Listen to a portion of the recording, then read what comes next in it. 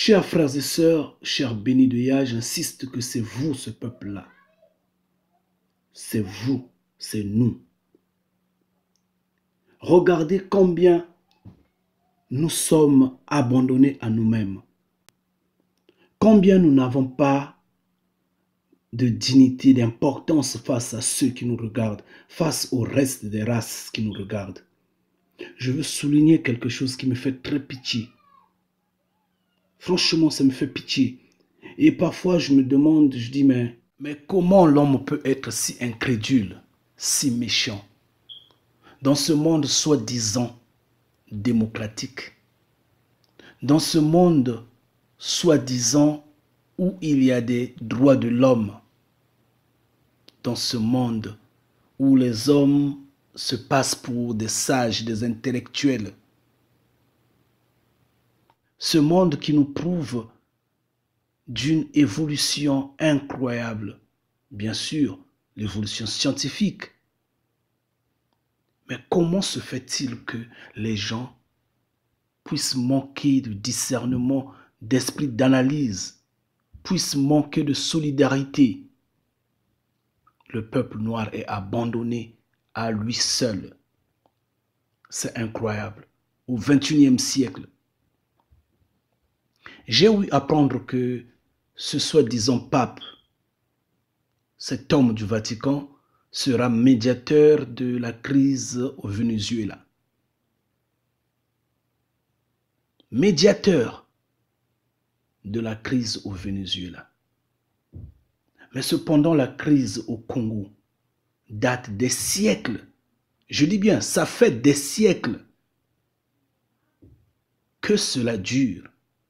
Mais pourquoi il ne se fait pas médiateur là-bas personnellement? Pourquoi il ne se fait pas médiateur personnellement? Mais néanmoins, il court au Venezuela pour être médiateur. C'est ça l'hypocrisie. On entend ça et là, les amis de la Syrie, les amis de l'Irak, les amis d'Égypte, les amis de la Libye, les amis, mais jamais les amis d'un pays noir. Jamais les amis d'un pays noir pour résoudre une crise. Ça ne marche pas. Ce n'est pas comme ça que nous allons construire cette terre-là. C'est pourquoi elle est vouée à la destruction. C'est l'hypocrisie d'un peuple, du peuple occidental. En vérité, les Occidentaux sont hypocrites. Je dis bien en général, je le dis en général, que ce soit la classe politique, que ce soit le petit peuple, en général. Bien sûr qu'il y a des exceptions. Il y a des exceptions, il y a ceux qui comprennent, mais ils sont vraiment minoritaires. Vraiment minoritaires. Le grand nombre qui comprenait peut-être a été balayé lors de l'Inquisition, a été malheureusement tué. Mettons ça ainsi. Quand il y a marche, par exemple, de la Palestine, mais on voit les Occidentaux dans la rue. Ils descendent en masse, en grand nombre, on ne peut même pas les compter. Et également, on voit beaucoup de Noirs sur le terrain, associés aux Arabes, ils marchent. Mais quand le tour des Noirs de marcher pour une cause africaine, les Noirs marchent seuls. Seuls. Personne à leur côté, personne. Même pas ces soi-disant frères du Maghreb. Personne. Alors, vous ne pouvez pas imaginer, vous ne pouvez pas comprendre. Qu'est-ce que vous attendez pour vous lever? Qu'est-ce que vous attendez pour délier vos langues? Je vous en prie. Qu'est-ce que vous attendez pour réagir? Et c'est là que je dis, la situation nous dépasse. La situation nous dépasse l'entendement. On ne comprend plus rien. On panique. On ne sait pas où est-ce qu'il faut aller, qu'est-ce qu'il faut faire, qu'est-ce qu'il faut manger, où est-ce qu'il faudra se protéger. On panique. On n'a pas la paix intérieure malgré tout. Parce que nous sommes ce peuple-là. Oui, la Bible l'explique bien. Quand les Africains dans l'ensemble marchent, vous ne verrez pas les Occidentaux au milieu d'eux. Vous voyez bien combien vous êtes abandonnés, combien nous sommes abandonnés. Personne ne descend. Si vous allez voir 1, 2, 3, 4 blancs, je vous en prie, notez-le que ce sont les amis des Africains. Soit il est marié ou elle est mariée à un Africain ou à une Africaine. Soit c'est vraiment un grand ami d'un Noir. Et il vient, il descend. Vous verrez peut-être 2, 3 journalistes, en fait, pas des journalistes de radio-télévision, mais des journalistes peut-être de presse écrite et des petites presses écrites qui viennent prendre quelques photos. Peut-être, mais vous ne les verrez pas venir. La présence occidentale que vous verrez, c'est la police qui sera là debout, prêt à vous matraquer parce que vous êtes en train de revendiquer quelque chose qu'ils connaissent, mais dont ils ont mis la croix dessus. Ne supportez pas. Ne supportez pas ce peuple. Si vous le supportez, vous êtes foutus. C'est malheureux. Mais si vous regardez par exemple quand il y a une situation peut-être humanitaire, comme je dirais à l'exemple du démantèlement du camp de Calais, là où il y avait des immigrés là. Là, vous allez voir la présence occidentale. Vous verrez des blancs qui sont là, ceux qui travaillent dans des organismes charitables. Mais oui, parce que là, ça devient une question d'argent. C'est le business. Eux, ils gagnent. Mais maintenant, quand les gens marchent, combien de marches les Africains font-ils déjà dans les rues d'Europe? Personne n'accompagne ce mouvement-là. Personne. C'est pourquoi je dis que l'Occident est complice. L'Occident, dans son ensemble, est complice. Que ce soit la branche politique, que ce soit la basse classe, la classe ouvrière, que ce soit le petit peuple, l'Occident est complice. Ils connaissent, ils savent ce qui se passe réellement du côté de l'Afrique. La façon dont les Africains marchent en Occident. Mais comment se fait-il que la basse classe, le petit peuple, ne se pose pas des questions et ne réagit pas? Pourquoi ce peuple-là ne demande pas des explications à la classe politique occidentale? Pourquoi ce peuple-là ne dit pas à cette classe politique occidentale-là, dites-nous, expliquez-nous, est-ce que ces hommes-là n'ont pas de terre? Est-ce qu'ils n'ont pas d'origine? Ils n'ont pas de pays? Pourquoi ne marchent-ils pas dans leur pays? Pourquoi viennent-ils marcher ici chez nous? Mais personne ne parle. Tous se taisent. Pourquoi ils se taisent? Pourquoi? C'est parce qu'ils savent. Donc ils sont fourbes et ils sont complices parce qu'ils savent. Alors c'est à vous maintenant d'ouvrir les yeux. C'est à vous de vous éveiller. L'Occident est complice. L'Occident est fourbe. Dans son ensemble. Donc il ne faudra pas chercher à épargner X, Y, Z.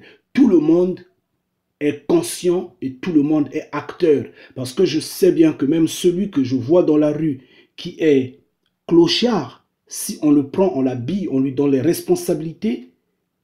Et pourtant, hier, il était clochard demandant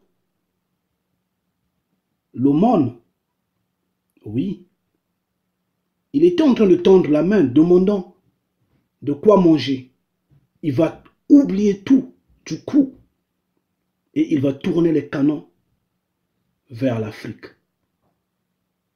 Mais pourtant, maintenant qu'il est clochard, il est sociable, il est aimable, il dialogue, il fait semblant de tout comprendre.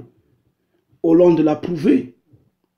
Avant qu'il ait des responsabilités de chef d'État, il a démontré combien le terrorisme a été financé, combien les faux attentats et autres. Il a essayé d'expliquer ce montage d'État-là et tout. Mais maintenant qu'il est passé aux affaires, qu'est-ce qu'il fait? Il n'est plus avec le petit peuple. Donc c'est pourtant dire qu'ils sont tous pareils, ils sont comme ça. Et maintenant, c'est à vous de vous lever, c'est à vous d'ouvrir les yeux. Ouvrez les yeux, chers frères et sœurs. Ouvrez les yeux, chers Africains. Battez en retraite, je vous en prie.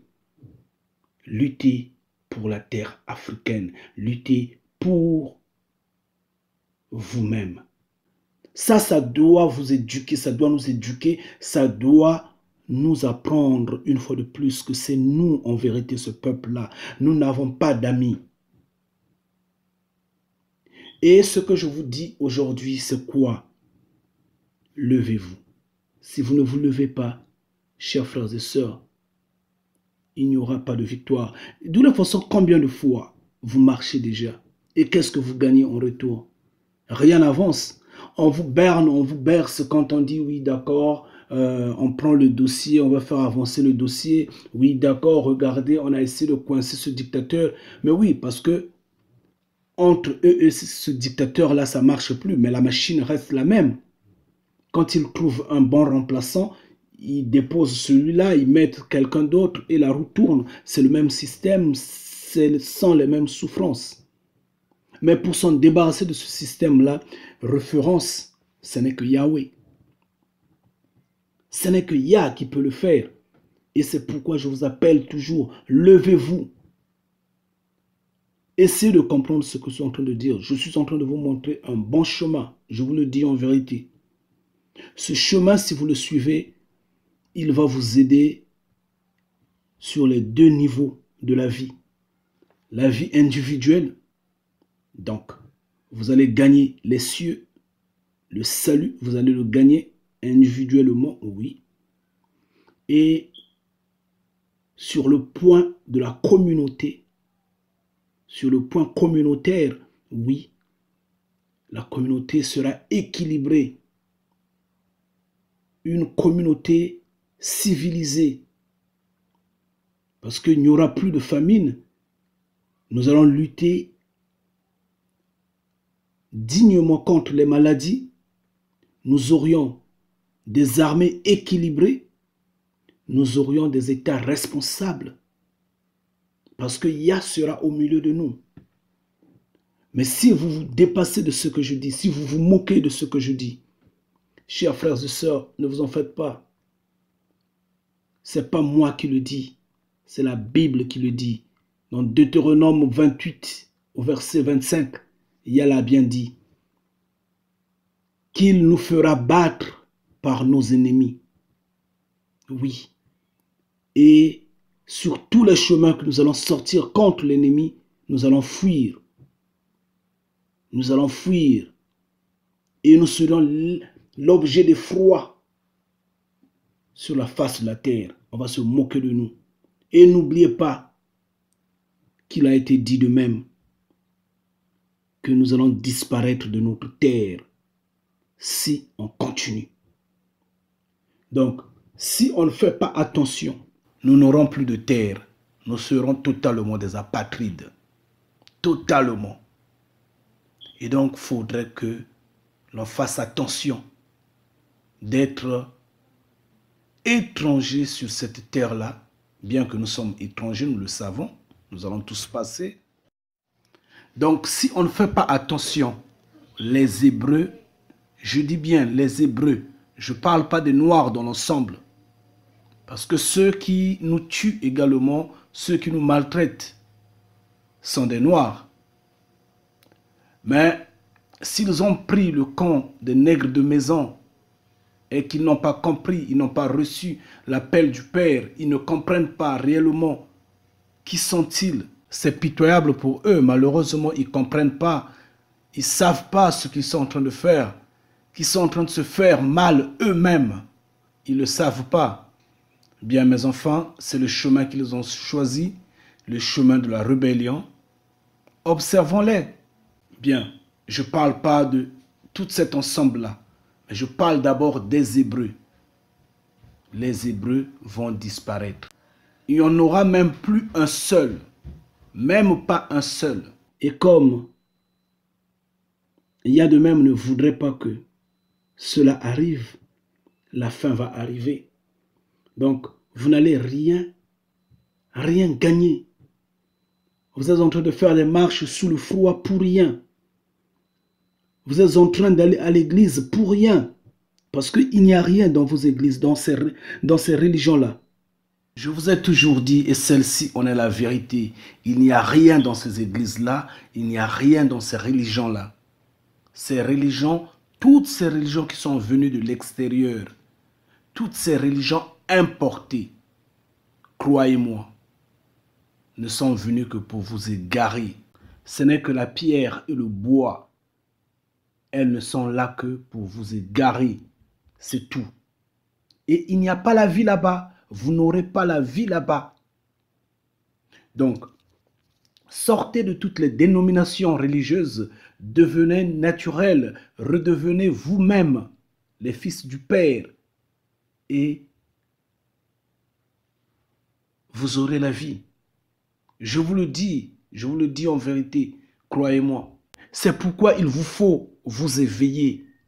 À mes frères et sœurs, je vous en prie, enlevez les habits étrangers. Je vous en prie, chers frères et sœurs, enlevez les habits étrangers. Ce sont ces habitudes qui ne sont pas nôtres, que Yah n'accepte pas. La parure extérieure. Paul en a parlé, Pierre en a parlé. Faites-vous tresser naturellement et normalement. Je vous en prie, enlevez ces cheveux de mauvais goût. Arrêtez les tatouages à la con. Arrêtez de fumer, de prendre de l'alcool, de prendre de la boisson alcoolisée. Arrêtez de prendre ces boissons additifs.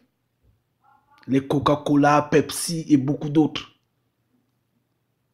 Arrêtez de prendre ces boissons qui vous tuent. Arrêtez de vous égarer sur le chemin de la perdition. Et maintenant, si vous vous opposez à ce que je dis, bien, Yah va vous demander les comptes. Personnellement, il va vous demander les comptes sur la table du jugement. Mais bien avant que cela n'arrive sur la table du jugement, il va d'abord vous pourchasser, que vous soyez nègre de maison ou pas. Je vous le dis, croyez-moi.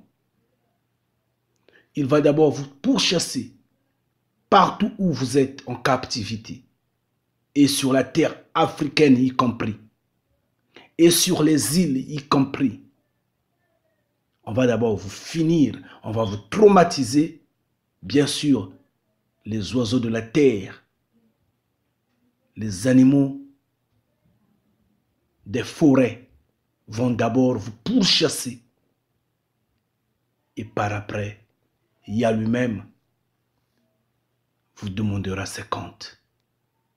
Il va vous finir. Moi, je suis en train d'appeler ceux qui vont se lever, qui vont marcher avec moi, qui vont se mettre debout avec moi ce jour-là à Bruxelles, le 22 février 2017. C'est symbolique, c'est significatif, c'est vraiment important. Mais nous savons déjà que nous nous attendons pas à un résultat positif du côté des Occidentaux, de ceux qui vont nous recevoir, de ceux qui vont nous voir là-bas. Ils pourront nous recevoir ou pas, surtout que ils ne nous ouvrent pas les portes d'audience et autres. Tout est fermé. Mais nous, on va juste se mettre debout là et on va crier là. Et des cieux, Yah sera avec nous. Des cieux, Yah va nous assister. C'est l'essentiel. Le reste, lui-même, il va agir. Ça compte. C'est vraiment important. Et je suis en train d'appeler mes frères et sœurs. Soyons à Bruxelles ce jour-là et soyons nombreux, s'il vous plaît.